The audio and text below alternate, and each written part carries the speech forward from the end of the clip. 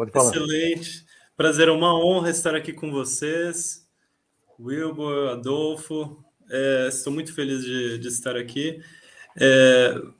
Eu gostaria de fazer uma pergunta para o senhor, para o irmão, porque nós estamos vivendo num período realmente muito difícil em relação à crítica bíblica, né?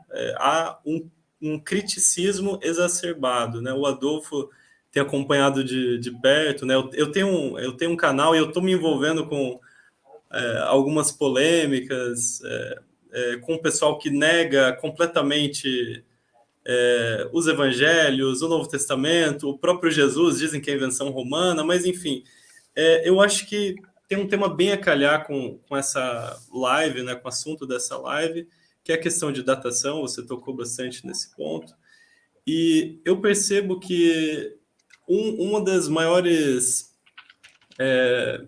um dos maiores textos que usam para dizer que os evangelhos são posteriores a 70, né? É justamente uma coisa que deveria ser o contrário, né? Em Mateus 24, Marcos 13, Lucas 21, é relatada a profecia de Jesus a respeito da destruição do templo. Então, isso se cumpre, e os críticos vão falar: ah, isso aqui é profecia historicizada, né? Isso aqui é uma prova de que os evangelhos são posteriores a 70, mas aí essa semana a gente se envolveu numa polêmica, inclusive agora estão fazendo uma live refutando, né? Porque eu apresentei um texto de Primeira Clemente, né, um padre apostólico, em Primeira Clemente, que ele geralmente é datado da década de 90, mas tem alguns teóricos que entendem como sendo da década de 60, né? Então tem até um livro, o livro do Thomas Heron.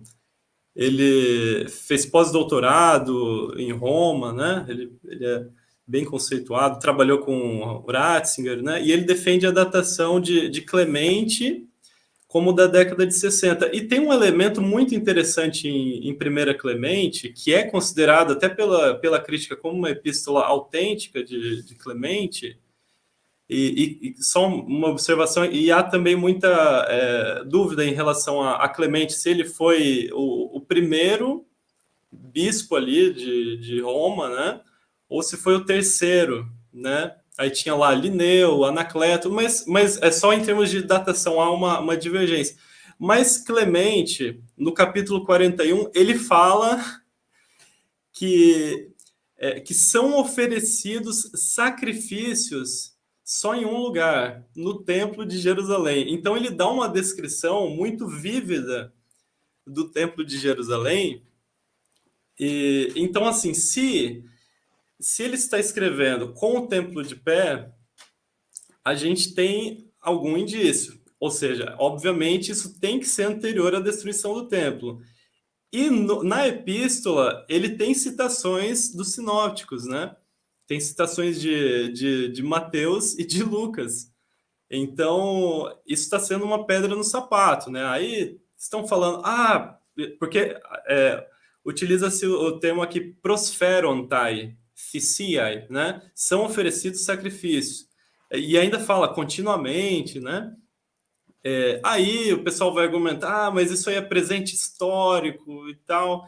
Eu gostaria de algum comentário seu em relação a essa descrença, né?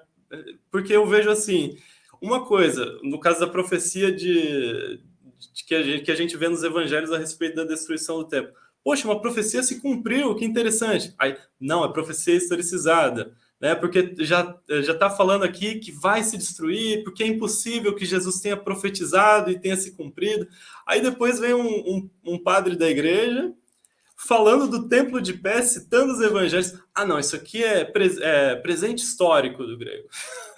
Eu gostaria de algum comentário seu sobre a crítica em si. Eu acho que você enfrenta...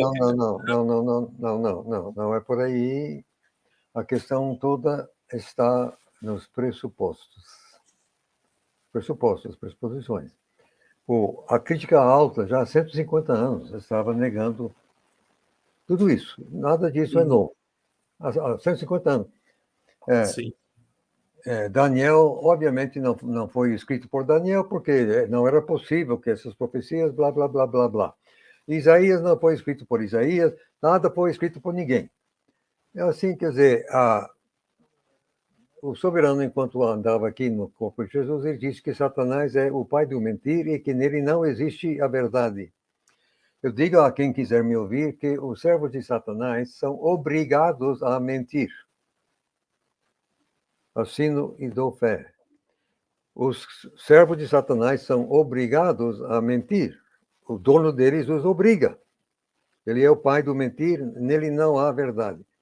Palavra do soberano. Então, não adianta absolutamente nada você querer debater com esse pessoal. Não adianta você querer debater Clemente ou quem. Não, não, não, não. Você tem que debater os pressupostos. Tudo depende das pressuposições. Eles partindo de uma ótica materialista, o sobrenatural não existe, Deus não existe, e, portanto, um Deus que não existe não pode fazer nada, e, portanto, não existe revelação de um Deus que não existe.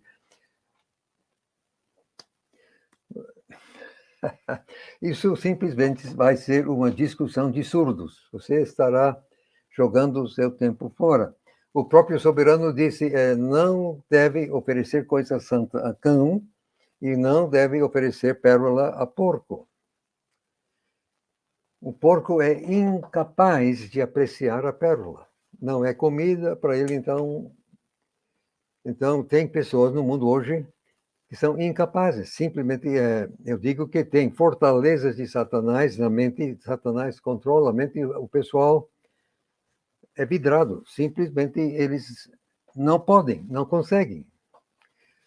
O cão, ele reage agressivamente contra o santo. Então, o que não falta no mundo acadêmico são os cães, que eles estão agressivamente combatendo a verdade. E o próprio soberano disse, não oferecer coisa santa a cão. Então,